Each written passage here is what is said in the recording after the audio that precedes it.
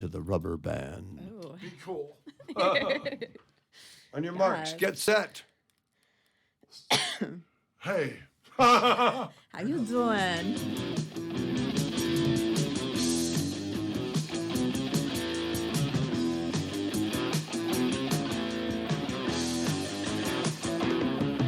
Wow! Guess what time it is, Janky? I would have to say it's 7 o'clock in Montclair, California, and all the ships in sea, boss. Well, it's a few minutes past, but that's all right.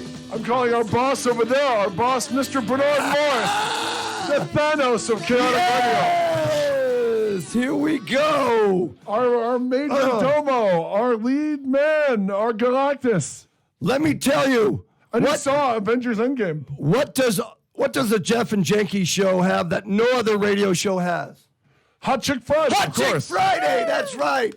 And since today is the day Avengers Endgame opens, the superhero summer season is upon us. Yes. What better way to celebrate than with a living, lovable superheroine herself, Michelle Headley? Professional cosplayer and special effects model. Right? I mean, she's never met an airbrush she didn't love.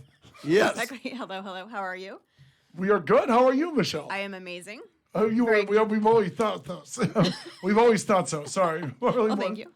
Thank you. I'm very happy to be here. Wow. So, have you seen Avengers Endgame yet? I have not seen it yet. Are you winning to? Are you burning to? Or be honest. Honestly, I will definitely see it. I'm just waiting for the hype to go down. Wow. Aha. You don't want to go opening weekend when everyone is texting and talking at the screen? No. I wait for it to die down where maybe there's 20 or 40 people, under 30 people in the audience. And Yeah, I don't want to be punching heads and No. people and dealing with screaming kids. No. where do you usually sit in the theater? I always sit in the front. I sit I in would the take front middle. row. Middle is right. Middle. 11th row. In high school and college, I worked in a movie theater. The middle of the theater, absolute middle, about the 11th row, Yeah. perfect spot. I do it because I don't wear my glass. Instead of wearing my glasses, I just sit closer to the screen, and I just feel more comfortable there. My eyes adjust to it, like anywhere from the first to the third row, and those seats are always available.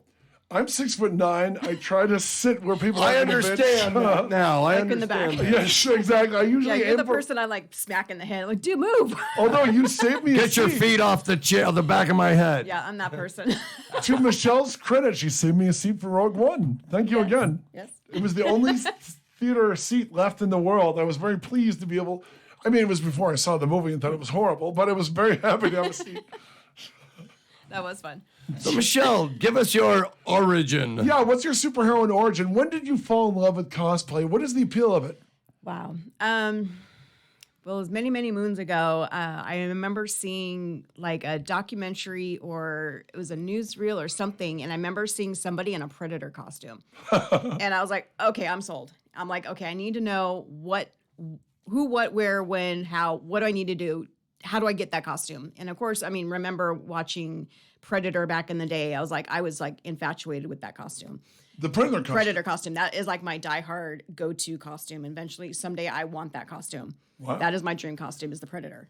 Have you ever thought of doing the female Predator? Yes, that is in the works. Wow. Well, first of all, a female Predator costume on you would be a complete waste. It would be no, it'd be very sexy. Because remember that sculpture at Frankenstein's? I don't want to see the Predator sexy. He's like Jaws. No, the female Female Predator. Predator. It's not really like the male Predator. Female Predator is more of just a female with like some hand bones over her breastises, and it's not very much. It's just Yeah, but Predator with cleavage just feels wrong to me. well, it's mainly just a female. No, not she really- is sexy. If you Yeah, don't, I can show you pictures. I have it on my site. yeah. Oh, yeah. I will keep an open mind, Michelle, because Yes. it's you. Yes. Okay, carry on. Yes. What was your first cosplay? My very first cosplay when I started was Asajj Ventress. When I first started, That's But- the bald, white-skinned evil woman yes. from the extended universe Star Wars. Yes. This is Titan Magazine Star Wars reporter Pat Jankiewicz. yes. That's when I first started. Was I started as Asajj Ventress, and then I morphed into my Draven. But you didn't go for the obvious. You didn't go for a slave Leia or something. Well, that was in the works, but it's a lot of work to do that, because it's like having to cast all those pieces for the slave Leia and just getting the wig pieces and, getting something that matched my hair color. And I was not very comfortable with my body at the time and stuff like that. So it was just one of those things. And I knew there was like 9 million slave Leias, and I just wanted something that was different. I didn't want to be like everybody else. I wanted something different. And that's why it kind of morphed into my Draven, is I wanted something different that nobody had. So it's, even though she's based off of Darth Talon, this is my own character that I created, and she is mine that I own. And you strut. When you're dressed as her, you most certainly strut. Yeah, because she is mine, and she is a very strong character. And when I'm her, I morph into her, and she has definitely helped me come out of my shell, because I have had a very hard life and a lot of hard times in my past, and she's definitely helped me come out of my shell. So when I'm her, she has helped me come out. And when I'm, how do I also word this, is like, just when I'm her, I become that persona. She's a very strong person, so she helps me. So she's just an amazing character for me. That's really exciting. So it's almost therapeutic. It is. Yeah, she is. And I've heard that from a lot of other people too, is like when they step into those characters, it helps them, because they become those characters. It's like when you put on a costume, you're that other person. Like you're acting, you're that other person. So you're not yourself, you're that person. So it helps.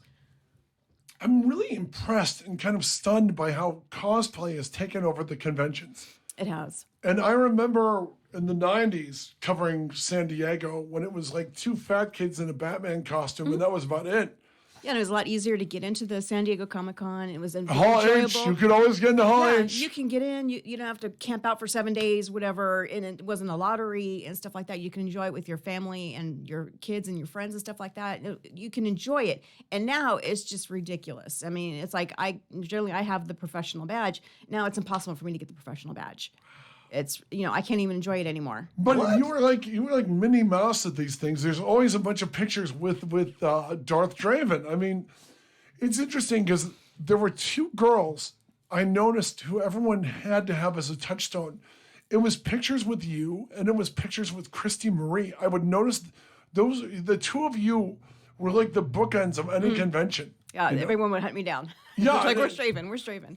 And I was really the first time I talked to you, I saw you at IMATS, and you would leave. You were parting the place like the Red Sea, and kids would come up to you, and you were always so gracious. Oh yeah. One of the more creepier aspects of cosplay is you see the cosplayers. When a little kid comes up to them, brush the kid off. Yeah. And it's like, yeah, they wouldn't give them the time of day, and you can't do that. No, you can't, because like, you're like, it's like you're their character. Represent, man. You have to represent, and me, it's like I'm just a character. I'm not anybody specific. I'm my own character, but I still take the time, because you see their little faces light up, and you're like a hero to them. I'm going to take the time with them. I know I'm nobody, but in their eyes, you're somebody. Even if your character is a villain, you're still a hero to that kid. Exactly. And like when I do the Star Wars Reads Day, I have little kids that come up to me every year, and they're like, "Oh my God, I waited every year to see you. You're my favorite character." That melts my heart, and it warms my heart. I love hearing that every year. And it's like seeing them, and they just seeing their faces light up. I mean, that just warms my heart. I love that. I look forward to that every year. Every time I suit up, or I'm Draven, or I'm TK Draven, or whatever, and seeing those kids run up to me or line up for pictures or autographs, I love that. It's just, that's what I love doing. I love donating my time to do that. I love it. By the way, and everyone except at the time my 5-year-old nephew was on my shoulders. He goes, Ajax. He wants to meet Darth Vader. And Michelle walks up to say hi, and he goes, scary lady, get us away. And he's pulling my ears to move away. It's like, we're not going anywhere, chum. Yeah, sometimes it's the red eyes that throws them off. They're like, oh my God, it's the devil. the green Twi'lek who was there with you, he had no problem with her. Yeah. But you were demonic looking, to me, in a great heavy metal cover way. But I must ask you, when did the contacts come in? Did you do the character without contacts first, or did? No, I've always done the contacts. Always. Well, yeah, I didn't have the character. When did you devise that look? Because I mean, You again, you have like 3 different variations: TK Draven, regular Draven, Slave Draven. And I have kid-friendly Draven. And I don't like kid friendly likes that. Draven. I like that black armor. Oh, for my the, TK Draven, yeah. Yeah, I love the black armor on that. I think it's so putting. shiny and it's just like very powerful looking. I think it's like putting shoes on a duck. I know. It covers everything. It covers Yeah, the shit. enhancements. Stop it. Stop it. Stop. It's like slapping God in the face. I love armored anything. Yeah. Armor. Well, I love it because it's a very strong character. I get to carry around my big gun. And Yeah. Oh my God. It cuts down the paint time. So, Oh, What's the story on that gun? How did you ascertain that thing? And what well, it cost? that is my DLT 19, and I got that through a company that makes them, and that's the actual official gun for the Legacy armor for the Jessica Sting. Is there anything? Does it light up or anything, or just No. it just It's a just a prop? big ass gun. you do look badass carrying it around. Yeah, I love it, I man. love it. But it's The bigger the better. Right, speaking of guns, Yeah. nice, very Sigourney Weaver. Now, question: are you from California originally? Yes, I was born in Livermore near Sacramento. Oh, so From a you're a NorCal California girl, girl. Central, I guess. Yes. And what was your first convention My very first convention was WonderCon in the Bay Area? Ooh. out here in Anaheim. Oh, seriously? Mm. So you didn't go to any when you were in Livermore? No, I didn't start any until 2011. I have a question. When was the first WonderCon? When did it start? WonderCon started, I think, in the 70s. What? And I used to have to drive up. It's been around longer than Comic Con? No, Comic Con's been around since 69. It's the oldest. Really? Wow. Into the mic. Into the mic. Into the mic. Into the. Speak into the Last time I microphone. thought I was too loud. Me and Janky were loud and overriding her. Okay, no, you're got good. it. Okay, we're good. We're good. Listen, you can hear me from space. I'm good. Well, you can always hear Pat when you're at a convention. Have you seen Pat, the big talk? No, like, wait You a can second. see him from Listen. afar. Well, I can hear his voice. Yeah.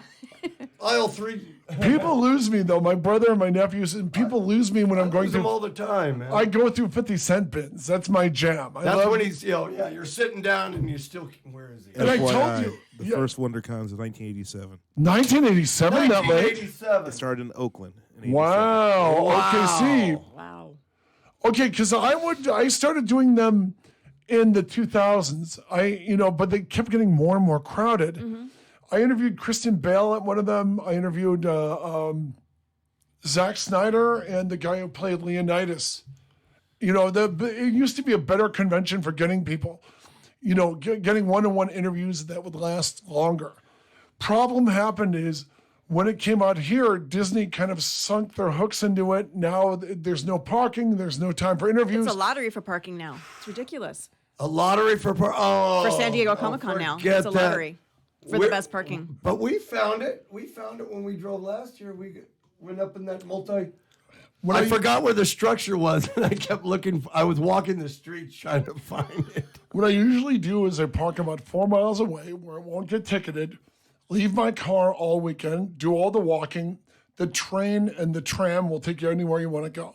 And to me, Comic-Con isn't about, if your hotel is not in the gas lamp, you're screwed. Because if you have to go to like Hotel Circle, that pulls you out of Comic-Con. You have less fun, Absolutely. And if you're smashed at 3 a.m, you want to be able to find the tram and get home. Exactly. Now, what about? We used to go to Bruce's show. I remember there wasn't that many cosplayers back then. Well, the Bruce show Brucey's show is the LA Comic Book and Science Fiction Convention. It was this once a month thing, and he used to play hardball with the studios. And so when San Diego and the other conventions blew up, they kind of froze him out. So now he's mostly doing like a weekend of your favorite Outer Limits stars. You know what I mean? When you have to go back to the 1960s. It's Now not he does doing it very well. quarterly, right? Every 3 months. If he can get a guest. Yeah. But did you do local shows as well when you moved down here? I've only done the shows down here, like the Nuke the Fridge ones, WonderCon, Long Beach Comic Con. What do you think of Long Beach? They were okay. I mean, I know they had the two of them. They had the smaller one and then the larger one. So I did those for a while. the WonderCon, the San Diego Comic-Con, then the San Diego Comic-Con, Stan Lee's Comic-Con. Oh, Kamikaze, yeah. Yeah, Oh, Kamikaze. Kamikaze, yeah, Yeah. that was a good one. So, I mean, for several years, I mean, there was a period of time, I mean, I was like over Comic-Con. I was just, I mean, every weekend, every month was, I mean, it's something, you know. When they start doing that and they start grabbing all the same guests, then they kind of mesh into one. I mean, that's why Stan Lee started. If you ran into Stan in the 90s, you know, when I was starting to do Comic-Con, you would hang with Stan Lee for like 20 minutes. And then I think what's happening now, one of the dark side of the conventions, they'll get bigger names, but there's no chance of an interview, and it's more of a cattle car where they herd people in, and it's some Game of Thrones person, and they'll run everyone in, pose them, and get them out of there. And to me, that just defeats the whole card table. You know what I mean? I don't know. It feels impersonal to me. What is your take on the modern convention? It is. It's like a herding call. I mean, like even when I got the chance to do the San Diego Comic-Con, like I'm sorry, the Star Wars celebration, when I did Anaheim and the one in Florida, I mean, it was almost impossible because they're overcharging for the photographs and autographs. So I never got the chance to meet a lot of the celebs, like even Carrie Fisher and Mark Hamill and stuff like that. I never got the chance to meet my heroes because they're overcharging and the lines are too long, and it was just ridiculous. Yeah.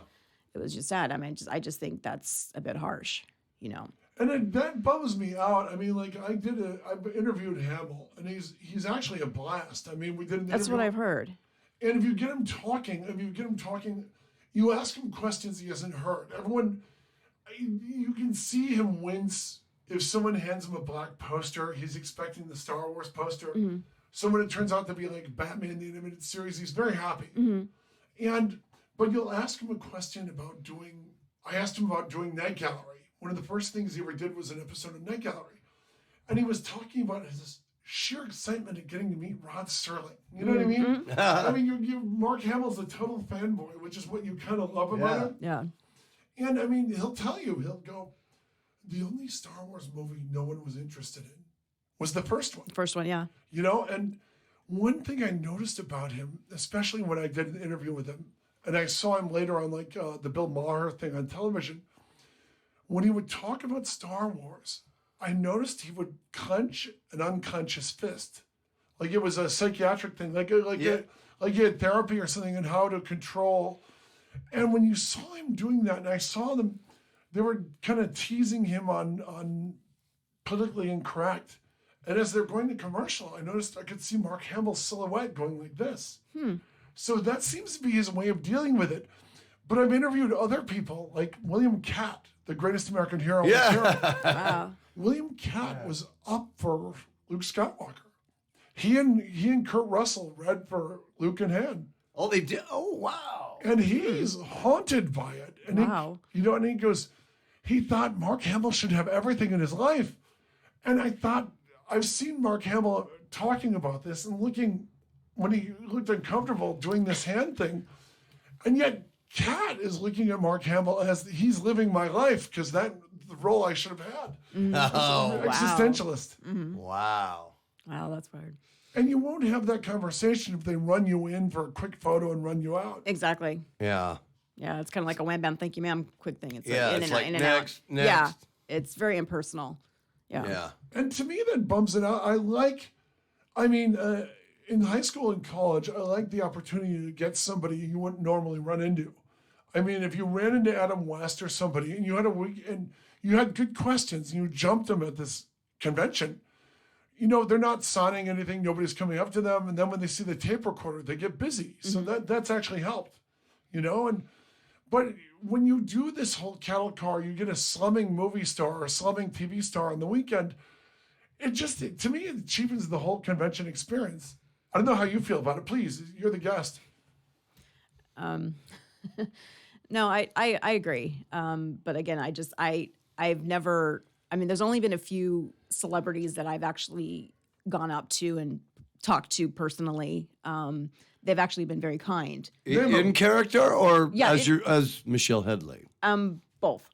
Name them. Name the cool ones. Well, Tara Patrick, Wow. big fan of hers. She's great. She's a beautiful person inside and out, and I've seen her both as myself and as Draven. So she's complimented me in both. Then myself in character as in Draven or at Monster Palooza and in my other characters. I've had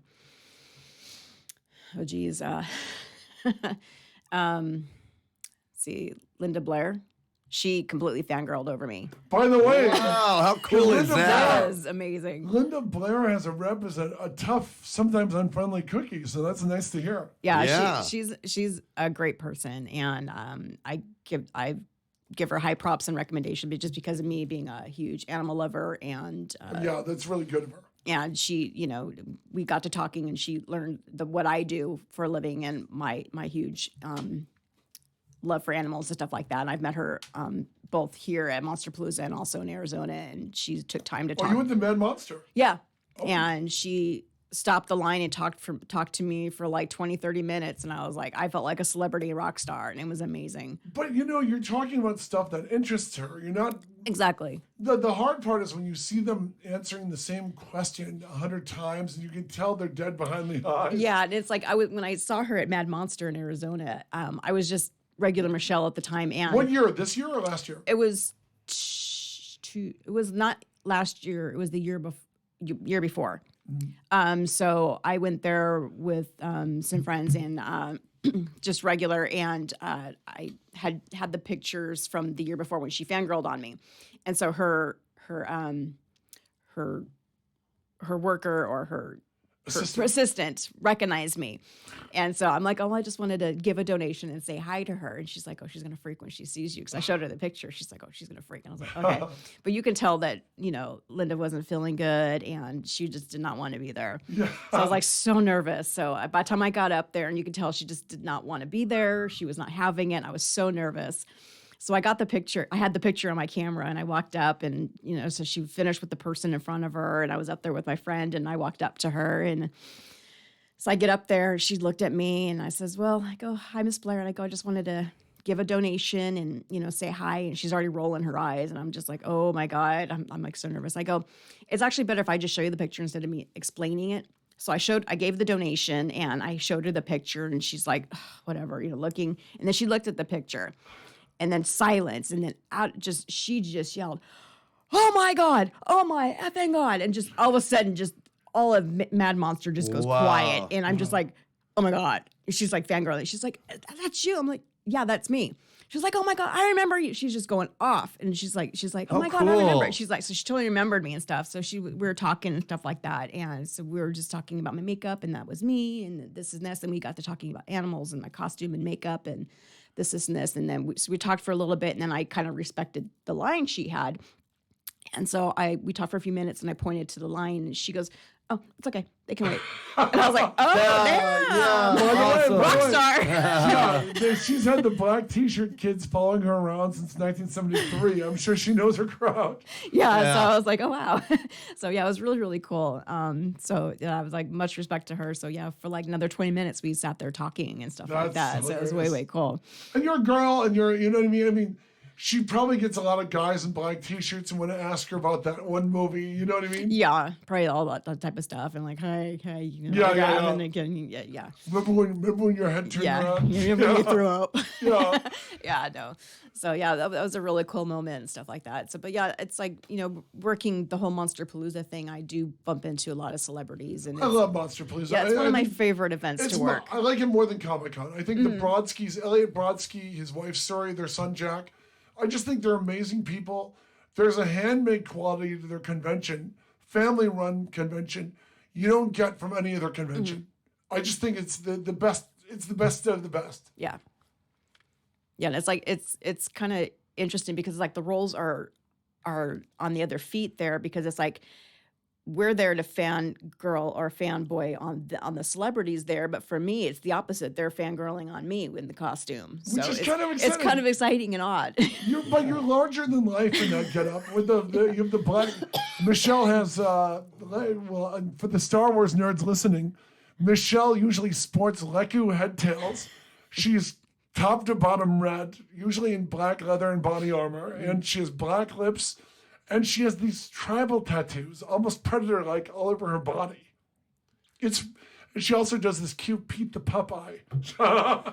One of her eyes will be black like Pete the Pup from Little Rascals. What was that just recent picture of you with the pirates in a tree and they were whipping with the whip? That was actually at Son of Monster Palooza, the first one I did. And these pirates showed up and they gave me a flogging. So I flogged them back. I love that picture of it. It was just, it was pretty hot. Yeah, I just mentioned that to you yesterday, yes. Because it looked like the marks on it looked like flogging marks from the... It did. It was a very... Yeah, little Spike was getting a little carried away. There. I was like, Spike, you bend over. It's your turn. And then you switched him around and getting him the scallywag. Yeah, there was a line. There was a line starting there too. I was like, okay, boys. Wow. I can't remember. Where was the one where I first met you? Introduced me to That was her. Nuke the Fridge. It was new. That was over at Frankenstein's, right? Yeah, Frankenstein's. Yeah, you rocked that. But the first time I talked to you was you had a trail of kids following you at IMAX. And I was so impressed how gracious you were with those kids, you know? And I mean, to me, you did the larger than life persona, but you had time for those kids who were just so mystified and impressed with you. No, absolutely. I have time for everybody. I'm not going to push anybody away. Yeah, that's something a kid remembers for the rest of his life. I think you kicked at least 3 of those boys right out of the latency period. Turn them to the dark side early. Yeah. Yeah, you probably start some unhealthy finishes. Right. you guys saw that other picture I posted from when the Star Wars Reads Day. I was taking a picture with this father and this son, and I was in my not quite kid-friendly Hubba, yes. Yeah, but I'm standing there, and this, I'm there with this kid. This father is holding his son, and I'm standing there taking the picture, and then my girlfriend takes the picture, and just as she takes the picture, the little boy just plops his hand right on my boobs. Bam! And then she takes the picture and totally throws me off character. I'm just cracking up. And then the dad's just like. He was doing what everyone else was thinking. Well, the dad didn't know what was going on because I was cracking up. And then he realized that the son still had his hand on my boobs. And I'm just like, I don't know what to do. Did you ask the dad why he was carrying his 13-year-old son around? I guess the kid was going. Was there a handprint on the makeup? Because your flesh seems so real you use a really good quality makeup. Real Creations does Real Creations, yeah. It's an alcohol-based makeup, so actually it penetrates the skin and it doesn't come off until I take it off. You look amazing in it, Thank you. I work hard with it. Until I see you swathed in aloe vera, I didn't realize how much of a process you went through. Yeah, I've gotten it down pat, so it's an easy process now. I mean, it's taken me years to perfect it, but it's the only makeup that I will use. It's the best makeup. So you can get it wet, you can get it water on it, you can cry, you can get it everything, and it will not come off. And Carlos Velarde and Phantom Zone Effects turned you into an amazing Blair Witch for one of the Monster Paloozas. Yes, they did, and they did an amazing job, and I'm grateful that they did. Incredible! I was inches away, and I could not tell where you stopped and started. Thank you. Yeah, they did an amazing job, and I wanted to become a creature for once, because of the whole Monster Palooza, I wanted to become a monster, and they did an amazing job creating me into something that nobody knew that it was me. So I think I remember that. I'm going to pull this up right here, that picture. That makeup was amazing. You had like the Blair Witch, like wood sticks. Yeah, it's like I morphed into a tree. But a bit of a tree, but your ribs were showing. It was just one of the most amazing. I had a wood boob. Here it is. I do remember the wood boob. Wood boob. How could I forget? The wood This boob. one right here. Yes. Yeah, the one tree root, nice roots going. Yeah, I there. had the roots coming on my shoulders, and then like the skull in the back of my head that was bleeding. That looks like okay. How many hours were you in the makeup chair? Well, that morning was about a 6-hour process, and then I was in it all day. I was so sad. Rob and Sheila did my makeup at Real Creations, and I thought, well, at least Michelle will be here. We can hang. I was so sad I wasn't there this year. And then, of course, you're at my booth. I was like, And you know what? You were in Vegas getting drunk. And there was I was seeing Pink in concert now. And getting kidnapped by Chippendales dancers. But what I thought was great is even though you weren't at Monster Palooza, I was there in spirit. you were there in absentia. They had a big picture of you as Darth Draven on the counter. Oh, good. So you were represented. Good. Now here's a funny picture of Janky. He always You've got the adorable. Herb Trimp Hulk haircut. Yes, What's I up do. with that? Which one? I sent you all the pictures. Oh, yeah. That was when you first met me at IMATS. Yeah, if I'd known you as a straight, I'd go, what's up with your haircut, bro? That was medium-sized bowl. Yeah, medium-sized bowl. Kind of a Mo Howard Now thing going on. this is a little different. Is this the first you've changed with the corset and Yeah, that was like when I first started doing Draven. I was kind of like, I you're was still developing your still character? developing. Yeah. Well, what's the difference between like a slave Draven versus a regular Draven? Well, the slave Draven is wearing not much. It's kind of like, an Ula type mesh. By the way, wow, everyone loves Ula. Yeah, everyone loves Ula. And I know this summer I will probably do another photo shoot, but more another photo shoot of my slave Draven, but I'm going to do more of a slave. That's where you have the Loki horns? Well, that was just kind of like we threw something together at that time. I didn't care for it, so I won't be doing that one, but I will be doing a slave Draven In shoot. a slave collar.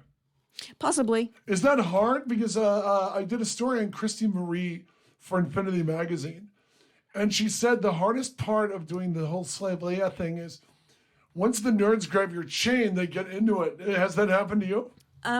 Actually, majority of the people I've been around have been very, very respectful. The thing I have is just people, mainly the girls, touching my boobs, grabbing my boobs. Everyone This wants sounds the terrible. boobs. Do you have pictures of this terrible, terrible injustice? Oh, I do. I got to put some T-shirts out that say "Hooray for boobies!" Boobies. It's all about the boobs. But you posted something funny where a girl grabbed it and said, "I thought they'd be fake" or something. You posted that after one of the Comic Cons. It was a funny. Did I? Yeah, it was an interesting. You know what I mean? I never looked at that. I never thought about that for a female cosplayer being a problem. No, I don't know. I don't remember. Sorry. But no, it was a good post. Sorry, no. But yeah, no. But majority of the time, I mean, but I generally depending on which version of my Draven I do, especially if I'm doing like the slave Draven or a more risque Draven, or especially my TK, I always have a Wrangler with me, just because I have to worry about people grabbing my Laku. That's a very delicate. I don't want them yanking it or damaging because it's a very delicate. And it's like 5 pounds on your head, right? It's like 5 to 8 pounds depending which one. I have a short one and I have a long one. My long one is a lot heavier. Femi Taylor told me when she went back to shoot the special edition of Return of the Jedi, she forgot how heavy it was. It's very heavy, yeah, especially if I'm wearing it all day. Now, does it affect your back at all? I mean, all that weight? It's more the neck, and then it has a pressure point where I have like my leather wrap it's right back here, and it triggers my migraines. So a lot of times you'll see me adjusting it here and there. And then Poor like thing. I didn't know you had migraines. I suffer from severe migraines. My sister gets those too. Yeah. So that's the only problem. That's why I kind of took a bit of a hiatus the past couple of years from doing Draven, is just because my migraines have been really, really bad. It's weird though, because it's your signature character. Yeah, I know. It is my signature character. And that's kind of why I did a poll recently on my Instagram, is I kind of wanted to see what else people would like to see me do. And they came up with some amazing, great ideas. The Black Cat, as a Spider-Man, since I had the underoos, I love that you're doing I love that you do the Black Cat. Gotta see the underoos. They don't fit anymore. the underwear that's fun to wear. You jump in the house thinking, Yeah, and I enjoy doing my Black Cat, and I will do her again. In fact, I'm going to be doing an updated version of the Black Cat. what brought her on? I always liked her because I'm from Detroit, and she was created by a Detroit artist, Keith Pollard. She's just a beautiful character. I just like it, just of course, because she enhances my enhancements. So she fits me. But the mask and the white hair on you look amazing. Yeah, thank you. Yeah, it's just an easy character. It's away from being painted. I had all the pieces. It's an easy costume. So Watching you stop traffic in a building full of people at Jeffrey Gunn's info list party for Comic-Con. And everyone parts and Michelle is here. I'm here. That's what she does. She parts the Red Sea at every convention. She's being followed by producers, by stragglers, by drunks, and by stormtroopers. as the Black Cat, which I thought was hilarious. Yes. So we'll see what happens this year. At the We've next seen quite a few, and then I think Yeah. she kills. I think. Yeah, she, you killed it as the Black Cat. I Yeah. have to Thank say. you. Were you a Spider-Man fan? What made you want to do her? Well, definitely a Spider-Man fan, but she's just a beautiful character. I mean, the whole blue-green eyes and the blonde wig, and she's again another powerful character.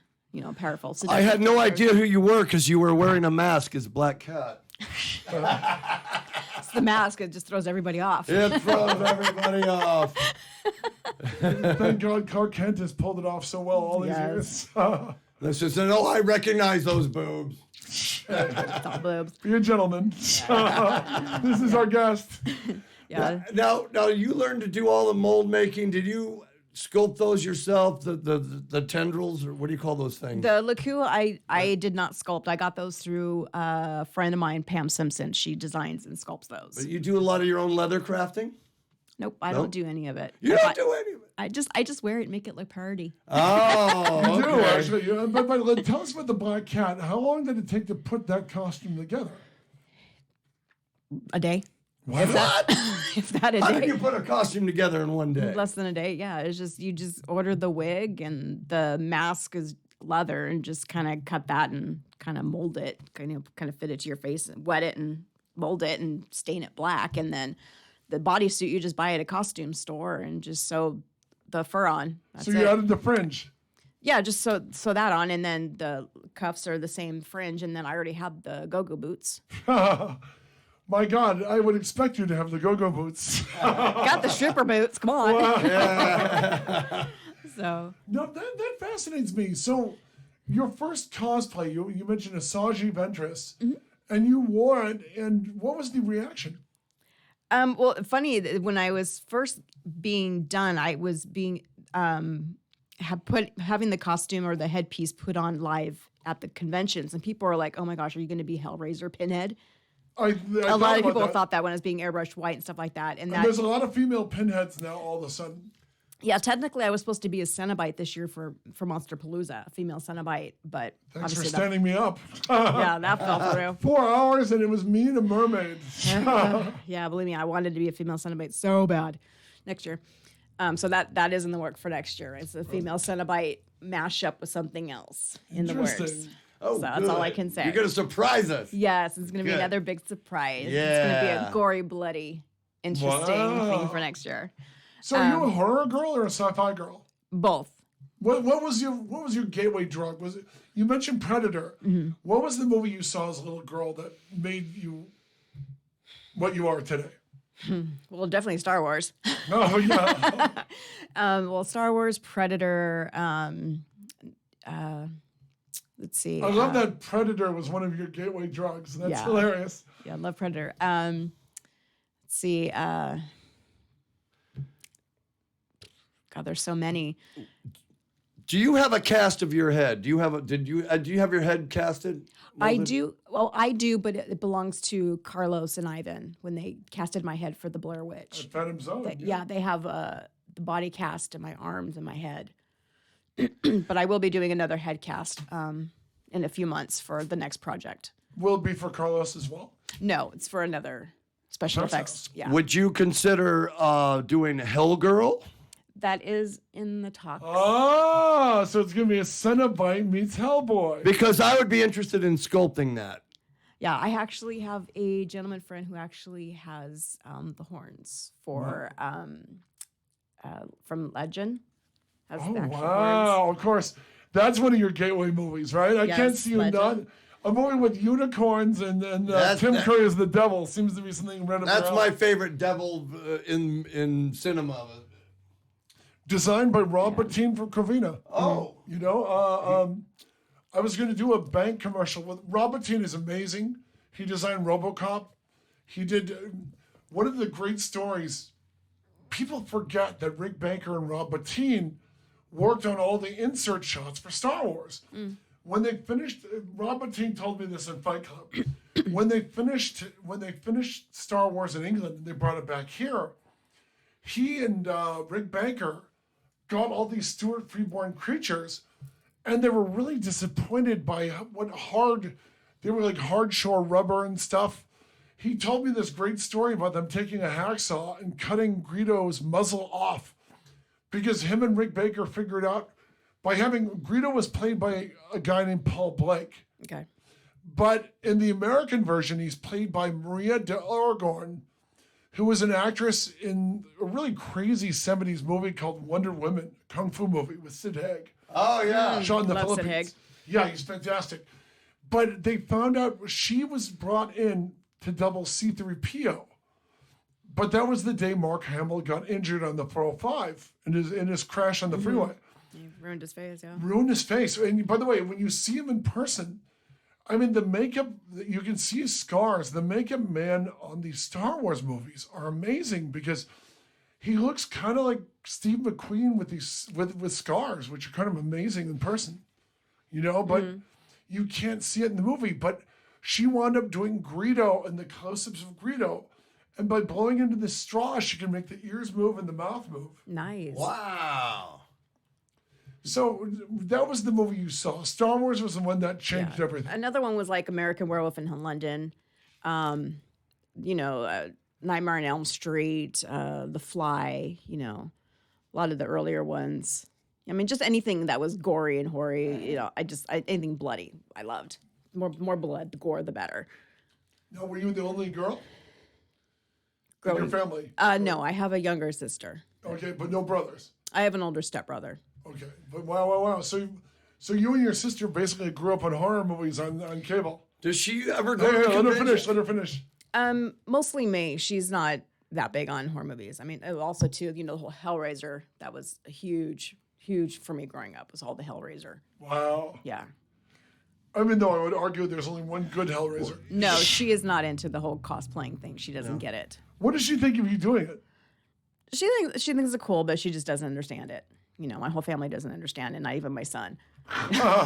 He's like, well, whatever. I'm like, you don't understand it. It's just It's so easy to understand. it's easy to understand. I mean, it's the whole charity thing and doing it for the kids and raising money for the special needs kids and Make a Wish and Ronald McDonald House and stuff. It's like, what about that you don't understand? Have you met George Lucas? No, I have not. I'm still waiting for my contract with Lucasfilm too. Wow. Did they make a Star Wars card of you for one of the conventions? I've had some with some of the guilds that I've worked with, but I need to update some and make some patches and coins as well. But all that takes money. People are commenting here saying, why isn't she in any of the new Star Wars movies? Call in, please. Let them know. We got to get you in there. Got to get me in there. I did get a comment. Betty Beware says, bring her by the shop. Wow, of course. Yeah, Betty Beware runs a We'll horror. stop by there after the show, after we eat breakfast. She runs a horror. She runs a horror boutique. I mean, Ooh, nice. she's also an amazing burlesque. It's called Little Shop of Hairdos. Yes. Nice. And it's horror based I'm on... not going to call it a beauty parlor because that sounds like something out of Mad Men. It's a little beauty parlor in Little Upland. But horror burlesque, I'm so down. Yeah, no, Betty does horror burlesque. She runs the burlesque show. Nice. She has a big picture of Jack Pierce doing one of his classic makeups in her window. It's really cool. Nice. It's horror themed in Little Upland. Yes, you're going to love this place. Little I'm Upland. down. You'll get your hair done there. And Little Upland has a horror. It has a bit of a horror history. It's where they shot the 70s Elvira classic, Lemora, Yeah. Lady Dracula, A Child's Tale of the Supernatural, shot in Little Upland. Nice. Nice. Very nice. And Linda Clark of Return of the Living Dead Part 3 was born in Upland, San Antonio. Very cool. A lot of history downtown. Apparently, I'm missing out. One of my neighbors was Cotterill Jones, who had his head cut off in Evil Speak and his head cut off again. Oh, And God, I forgot about that movie. His head cut off in Evil Speak and his and he's gutted and turned into a zombie in Bride of Reanimator. Nice. A longtime Upland resident. So that was your first convention, and the reaction you got, you turned around and did another one, right? And conventions, yeah, from that point on, it was nonstop. It was just convention after convention after convention, which was fine. I enjoyed them because of the whole, it was all positive feedback from that point. Just everybody was great. The positive feedback, people were were great. It was just amazing that everybody was very nice, informative, welcoming. So again, that definitely helped me come out of my shell. So, what was the downside of conventions for you, if any? At some points, the drama and some of the negative cosplayers, the people that thought that they were all that in a bag of chips, that thought that it was all about them. Cosplay is a big community, and and the whole thing with the photographers is another situation. Some of the photographers are there to help, and it's kind of like scratch my back, we'll scratch yours type of thing. We'll help you, you help us in a good way. And then there's some that are the bad way, and that kind of put me in a foul mood. Some of the ones that felt, even though they gave us the pictures and we posted them and we gave them the credits, it was like never good enough. So they talked down and disrespected. So you learn to know what photographers to work with and not. I mean, there's an amazing one, a friend of mine, Albert Ortega of Getty Images, and his stuff is beautiful anyway. Yeah. And he did my recent headshot. I mean, his work is amazing. His interest in the convention scene, he makes a lot of these cosplayers look amazing, Yeah, there's quite a few, and there's probably about 5 or 6 that I work with, especially like Jerry Kramer. She's an amazing. She shot me since the beginning, and she does amazing work. There's quite a few that I'll work with, and there's few that I won't. So you're making big posters. Those would be good autograph posters. And one in the black armor. What do you call it again? TK armor? TK Draven. TK Draven? That one, that's a seller right there. Yeah. Again, I need to work with some photographers to get some high quality ones so I can do the bigger pictures. It all takes money that I just don't have right now. I would go with the PG-13. You could charge some good money for those. Yeah. I would go with the PG-13 Dravens. Yeah, I mean, I have some ideas going in my head of what pictures I would like to do, but again, I need a team to work with me. I need some people to help paint me, go with me, to help, get me dressed and take the pictures, and it takes a team to work with me. So. But you certainly have the personality for it. I mean, have you ever done anything like this before you started? Well, I've done modeling and acting and stuff when I was younger. And then I kind of got out of it for a while because obviously life hit me, having a kid and stuff like that. I mean, now that my son's grown up, he's 25 now. So you don't look old enough to have a 25-year-old. I get that a lot. Well, that's good. Wow. I mean, she must have a kid at 2 years old because she's what 28? I'm 21. 29? He's 4 years older than his mother, which is kind of bizarre but beautiful. Yeah, thank you. Yeah, so so life got the best of me and ahead of me. So now that he's grown up, now I get to enjoy my life and do the things that I want to do, travel and do the cosplaying and do the things that I want to do. So, so that's what I'm doing now. So, this is what I want to do, and I luckily my personality is coming back. I'm coming out of my shell and doing the things I want. And, luckily I have I have great friends in my life, and that's definitely helped. Cosplay is therapy. That's really fascinating, because you're always so bigger than life. Witnessing the way you scared the hell out of my 6-year-old nephew. He's pulling on my ears to get away from the evil red lady. He's steering you like a horse. He's like, yeah. We would love to purchase a TK Draven large poster, autographic, and put it right here on our wall here at Chaotic We'll Radio. need a family and friendly one. Yeah. No. We need a Chaotic Radio friendly one. So that goes. But I mean, to me, you've become part of these conventions. I mean, you're like Minnie Mouse again. You know what I mean? I mean, you're one of those touchstones people expect to see at Star Wars Reads at Paul Biani Library on May 25th. Mm-hmm. And it's exciting to me that you become part of that scene. Yeah, that's between like that, between like Paul Biani and Monster Palooza and stuff. It's like that's become very iconic for me, and I've been doing those for years, and I look forward to those every year. I love Monster Palooza. I just think it's the best. I love it more than Comic-Con. I love it more than... It's just, It's more approachable and it's easy and it's comfortable, unlike the nightmare that San Diego Comic-Con has become. And they don't do that garbage. $200 step this way. I mean, I know a lot of the effects guys and stuff, and I just love the way the Brodsky family runs it. It feels like a collection of friends getting together in a bar. You know what I mean? Absolutely. And then one of the nice things too that I've gotten from the conventions is that it's kind of like people before have judged me, like kind of like judge a book by its cover. It's like first they see me until they talk to me and they're like, I didn't realize you're this cool until I've talked to you. You know, that they're like intimidated by me until they've talked to me. They're like, you know, Hubba. yeah, they're like, I didn't realize you're this nice, you're this cool. It's like, well, I am who I am. It's easier to be who I am than somebody that I'm not. You know, But in the Leku head tails and jackboots, you do seem larger than life, you know? somewhat, yeah, depending on, you know, if I've got my high heels and I'm like 6 foot and I'm looking down on you. But yeah, no, I'm a very approachable person. Some people, for some reason, are intimidated by me, and I don't know why. I'm a very easygoing person. I'm very approachable. I'm very easy to talk to.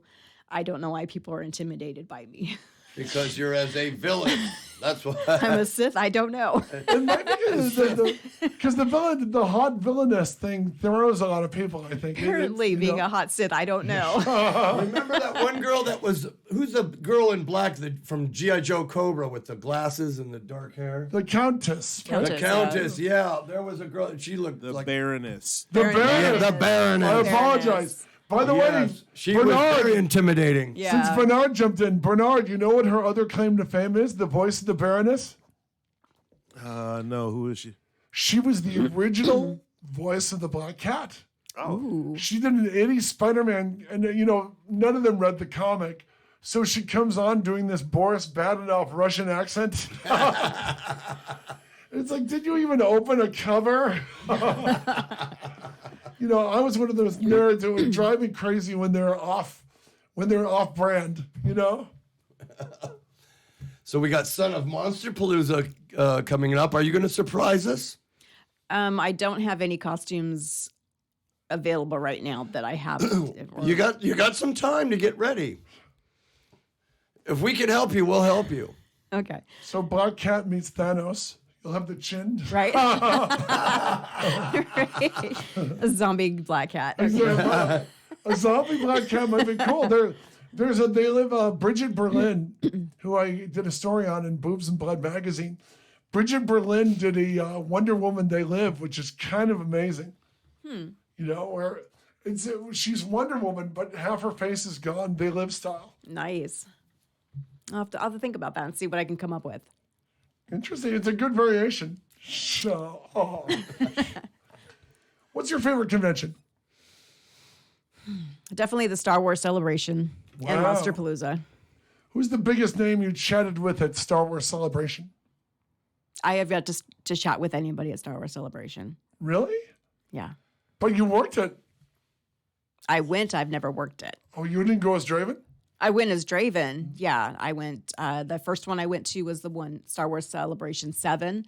Was the first one I attended. The one in LA or the one in Colorado? The one in Florida. Oh, you went all the way to... Yeah, wow. that was my first one I went to. I did have a pass to get Jeremy Bullock's autograph, but I had a wardrobe malfunction. So I had to leave. Oh, I don't think you would have Very interesting. That might have gotten you a free autograph. I know. Yeah. Well, actually, I had And a hotel key. a fan actually gave me a ticket to get a free autograph, and unfortunately, I had the wardrobe malfunction. I had to leave, so I never got the autograph. Oh. Yeah, yay for She's me. no good to me naked. I know. Tell us about the Star Wars area in Launch Bay in Florida. I haven't gone there, even though those are all works of my my artwork. But we made 2 sets, and we had a team go there and install. But I didn't go there. So The one in Florida is amazing. It's so much bigger. Their queue there. It has Imperial Walkers. Yeah. well, it definitely has the AT-ATs there. It has a whole what is it? Drawing a brain fart here. It has an Ewok village. And yeah, it has a little Ewok village there. And it has the little bike there. Oh, yeah, Has yeah. that there. And then like inside their launch bay thing there, it's almost like like 3 levels. Like where you go in to see like Kylo Ren and BB-8, and they have like little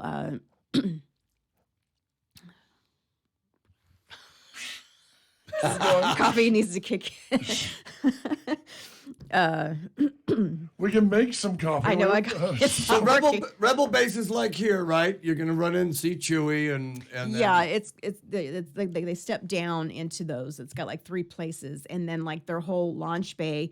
The launch bay is a little smaller, but their whole queue where they have like all the artwork is like a lot different than what we have here. But it's really nice.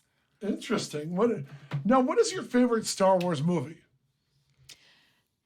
Definitely A New Hope, Empire Strikes Back are my 2 favorites. Those are kind of the holy. Yeah, the whole holy go-tos. Wow. I definitely liked a Rogue One. I appreciate the scene. But yeah, I thought that was I liked over. it. I know you did. I apologize. So, What about the new one? Did you like Last Jedi or? Be honest. You're amongst friends. I mean, honestly, any Star Wars movie I enjoy. It's Star Wars. I'm gonna like it. I know everyone's got their yays and nays about it and stuff like that. So, Porg or Ewok? Do you like the Porgs or you like I the Ewoks love more? the Porgs, but I love Ewoks. But I'm a poor girl.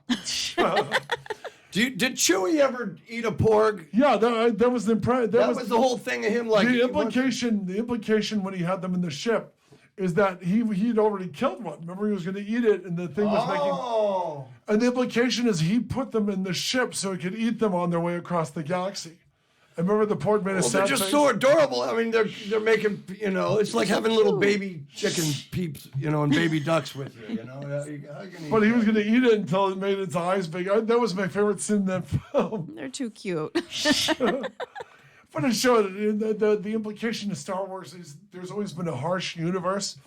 When you realize that the Ewok were based on the Vietnamese in Vietnam, it's kind of unnerving. And you didn't know that. This is all news to me. George man. Lucas based the Ewoks on. Look it up. Yeah, I'll look it up. I remember George Lucas was also the original writer on Apocalypse Now. Wow. At one point, Gary Kurtz and George Lucas were going to make Apocalypse Now. And it was much. Good movie. Yeah, but their version was much more of a comedy. It was much closer to the original MASH. And I have a piece on the late Gary Kurtz in Star Wars Magazine this month, whatever Insider, whatever they call it. He said the studio told them, we don't want to make a comedy while kids are still dying over there, which is really sound advice, And by the time Francis Ford Coppola was trying to get them to make the movie, it was into Star Wars. It was 1979. They were getting Empire ready. They were fraying at the seams. Their friendship was falling apart because Empire was way over budget. But it's the best of the series to this day. Did you ever go to Comic-Con Revolution? It's right here in Ontario, not far from here.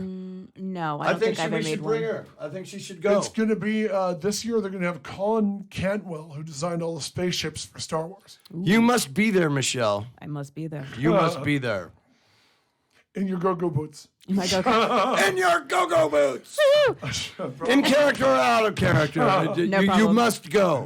Well, if I can get a pass, I will go. We'll get you in. We'll bring a table and a cage for you to dance in. Nice.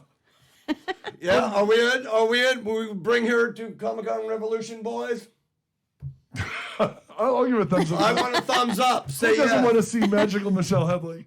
But the question for me is, when did you realize, what does cosplay mean to you? Talk about that a little bit. I guess cosplay to me is to be able to